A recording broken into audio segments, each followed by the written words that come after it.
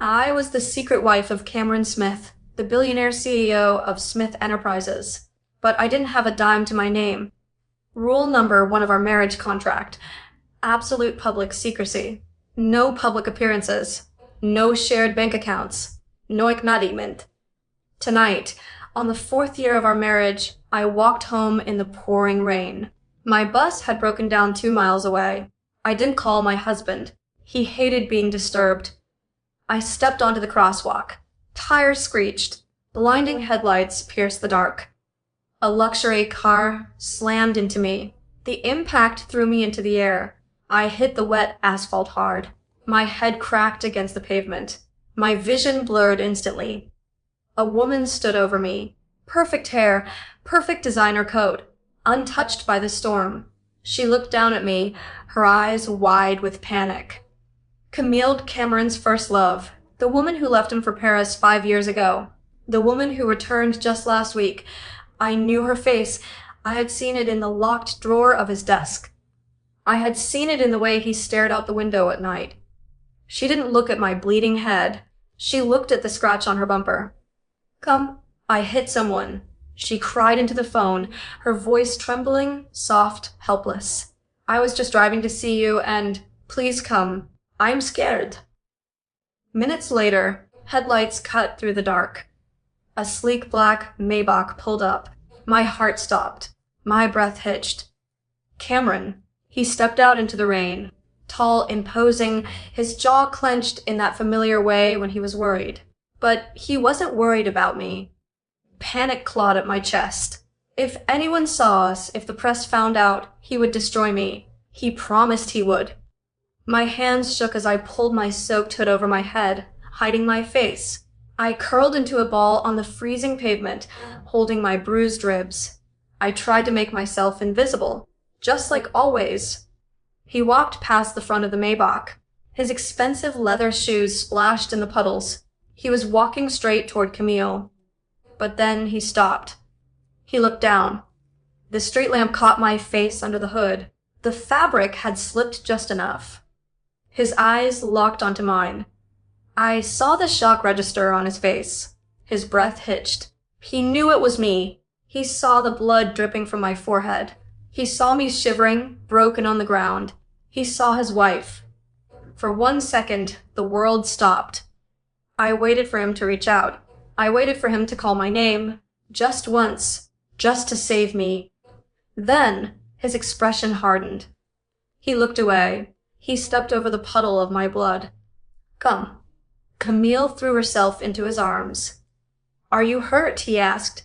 His voice was soft, frantic, the voice he never used with me. "I'm fine," she sobbed into his chest. "But her, Cam, what about her?" Camille pointed a trembling finger at me. "We need to help her. Should we call an ambulance?" I didn't mean to hit her. She just came out of nowhere. Cameron didn't even look back at me. "Don't worry about it." His voice was flat, cold. "But she's bleeding," Camille whispered, burying her face in his shirt. "I'll just call my bodyguard to pay her," Cameron said, his tone dripping with disgust. "She's just a peasant, Camille. She'll shut up with money." Just a peasant. The words hit me harder than the car. My throat closed. I couldn't breathe, not because of the broken ribs, but because my heart finally shattered into a million unfixable pieces. He opened the passenger door for her. He helped her inside, making sure she didn't step in the mud. He closed the door. He pulled out his phone, dialed a number, and spoke a few words. Then he got into the driver's seat. He didn't look at me again. The Maybach's engine roared to life. The tires splashed dirty water onto my face as they drove away, leaving me alone in the dark. I lay there in the rain, the blood mixing with the puddles.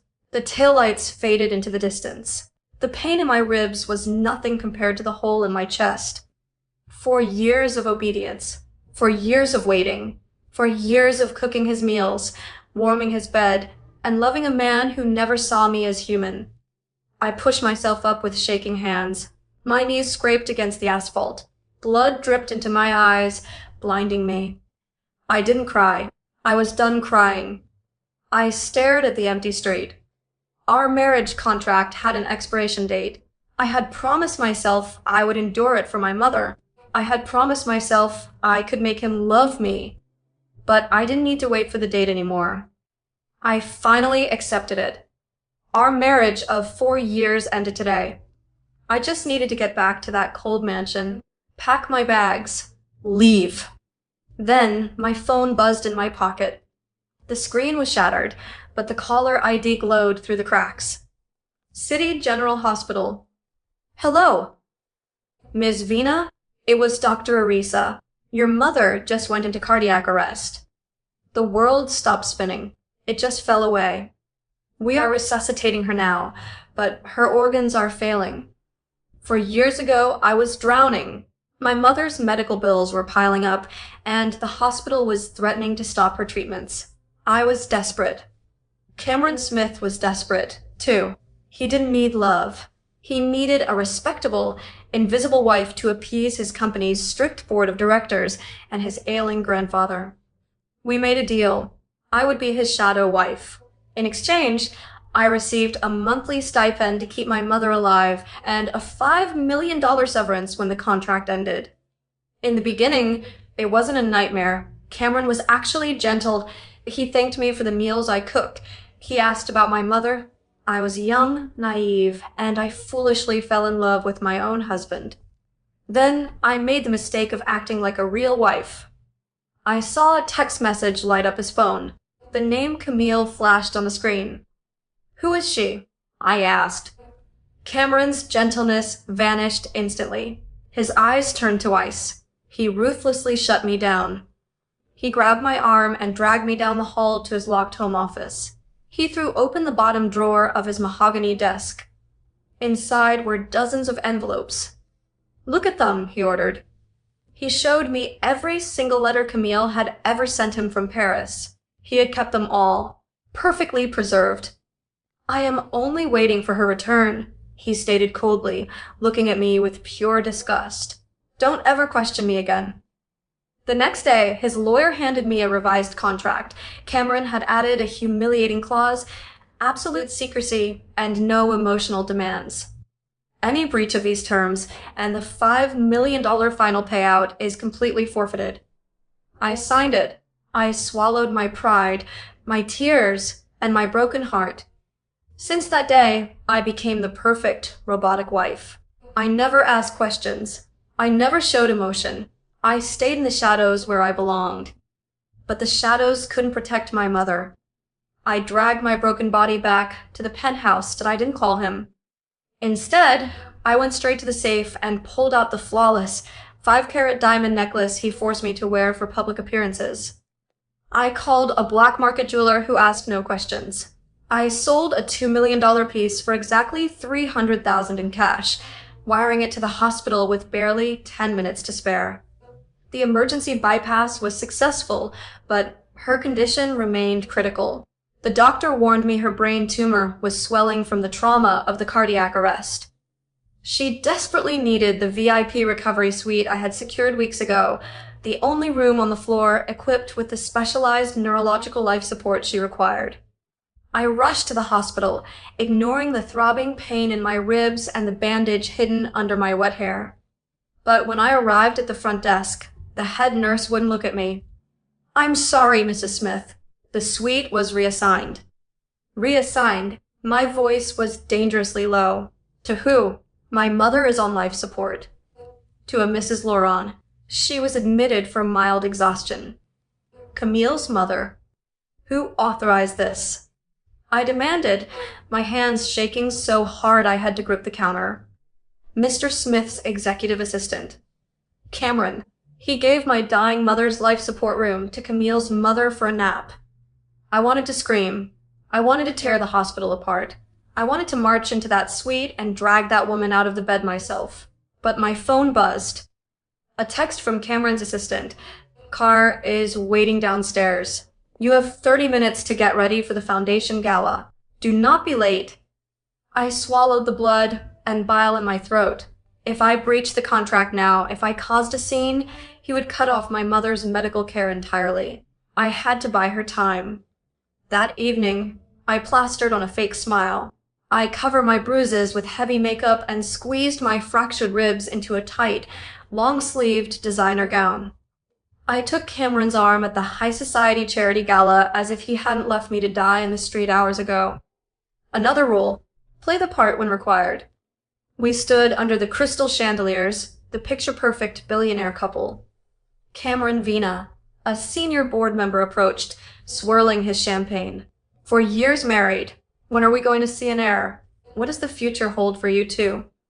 Cameron stiffened beside me. I didn't miss a beat. I smiled my perfect, robotic smile. Cameron is entirely focused on the company's expansion right now.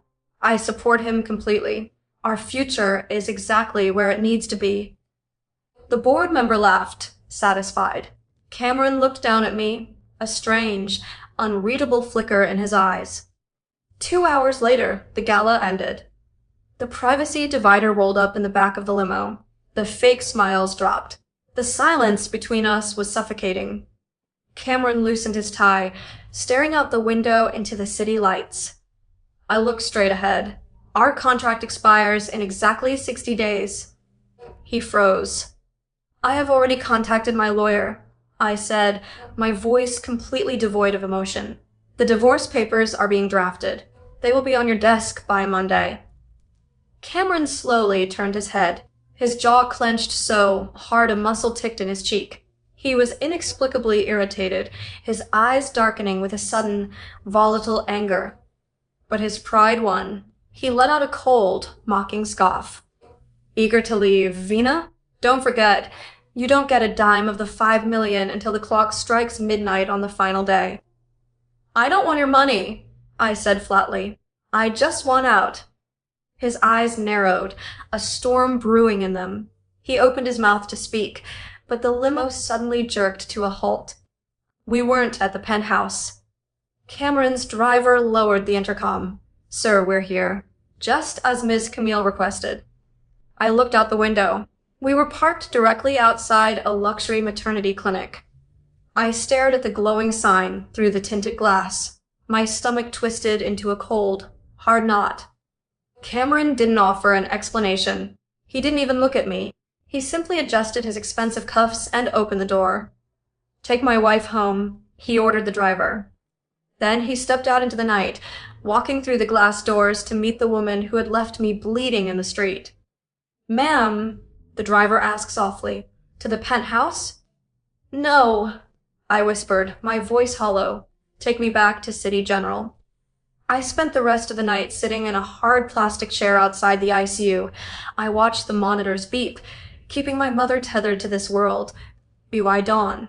A small miracle happened. Professor Valley's assistant called my name. There had been a cancellation. I finally secured a consultation slot for her surgery. Relief washed over me, but it was heavy and exhausting. I needed coffee. I needed a moment to breathe.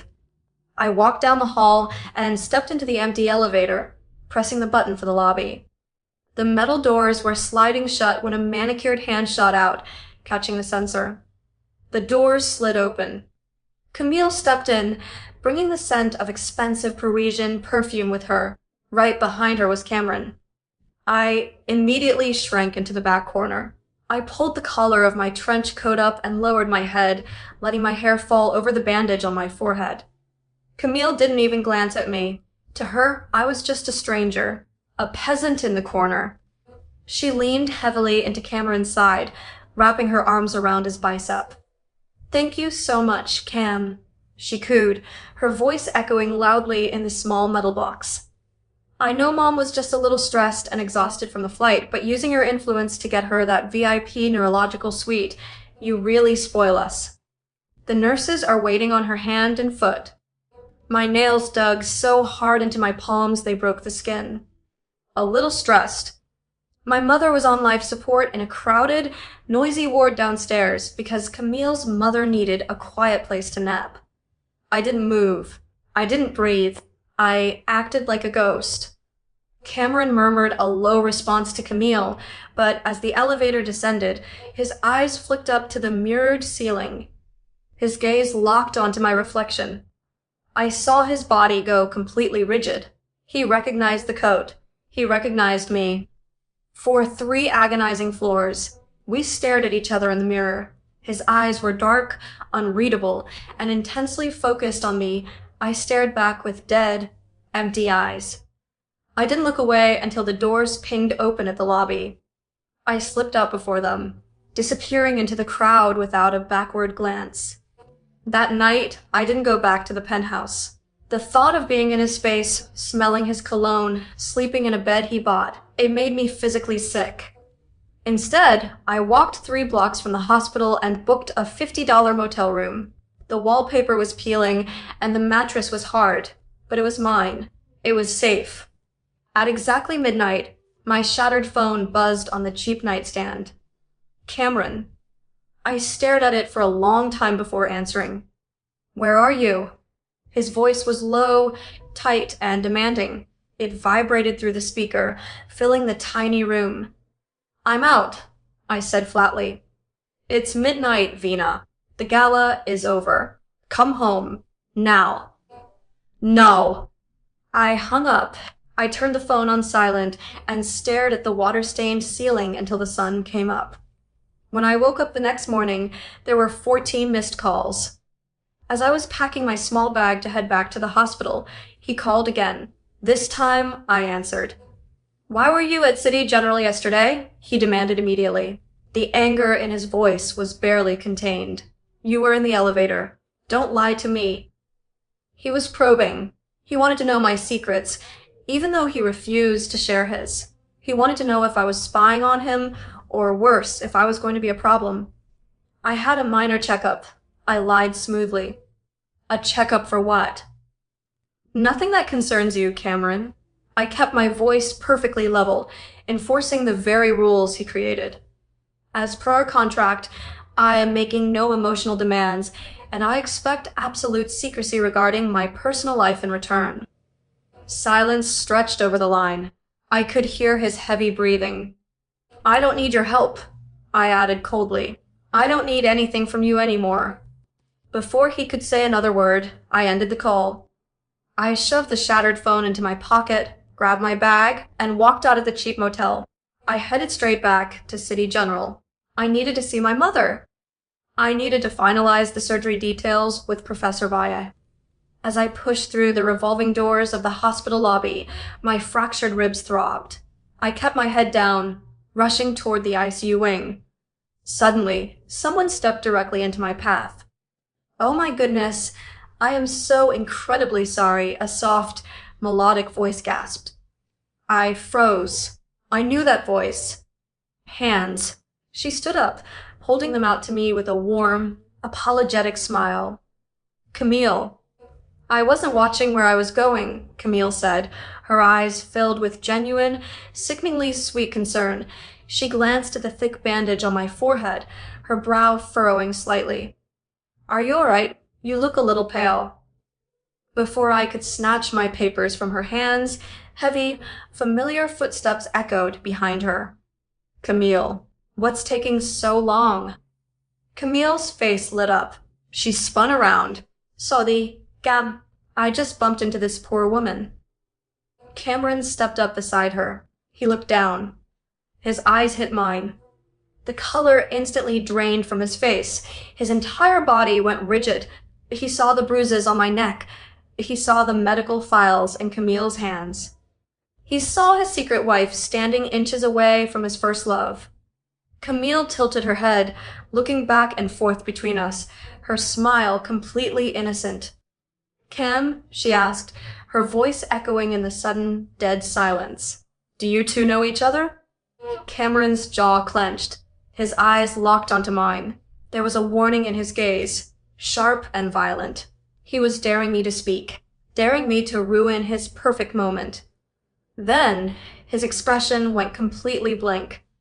No, he said, his voice like ice. I've never seen her before.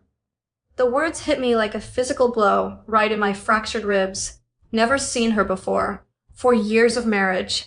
4 years of waiting in the dark. Erased in a single breath. I snatched my medical files from Camille's perfectly manicured hands. I didn't say a word. I turned my back on my husband and walked away. I practically ran to the ICU wing. Every second mattered. Professor Raj Valle was the best neurosurgeon in the world, but he was only in the country for exactly 24 hours before flying back to Europe. This was my mother's only window. When I reached her room, 2 orderlies were already unlocking the wheels of her bed. Relief washed over me. You're taking her up now? Yes, ma'am. Or 3 is prepped, one of them replied. Suddenly, a man in a crisp suit marched down the hall. It was Mr. Ken, the hospital administrator. Stop, Ken ordered, holding up a hand. Leave the patient. The surgery is cancelled. The world tilted. What? I stepped in front of my mother's bed. What are you talking about? Professor Valle is waiting for her. Professor Valle's schedule has been subjected to a VIP priority override, Ken said, not even looking me in the eye. His current slot has been reassigned. Reassigned to who? My mother's brain is swelling. She will die without this bypass. I'm sorry, Ms. Vina. The slot was claimed by a Mrs. Laurent. It comes straight from the top. Mrs. Laurent, Camille's mother. For what? I demanded, my voice shaking with pure rage. What life-threatening condition does she have? Ken shifted uncomfortably. A minor nerve compression in her wrist. She requested the best surgeon available. A wrist procedure.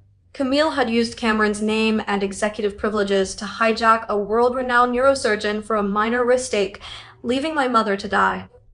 I pulled out my shattered phone. I dialed Cameron's number. Straight to voicemail. I dialed again. Voicemail. He was ignoring me. He was standing in the lobby with Camille, playing the devoted hero while he let my mother suffocate. I looked through the glass partition. My mother looked so small, so fragile amidst the tangle of tubes and wires. The heart monitor beeped erratically, a terrifying, uneven rhythm. Something inside me snapped. The obedient, robotic shadow wife died in that exact moment. I didn't care about the $5 million anymore. I didn't care about his pride, his rules, or his wrath. I unzipped the hidden lining of my leather tote bag. My fingers brushed against a thick, folded document.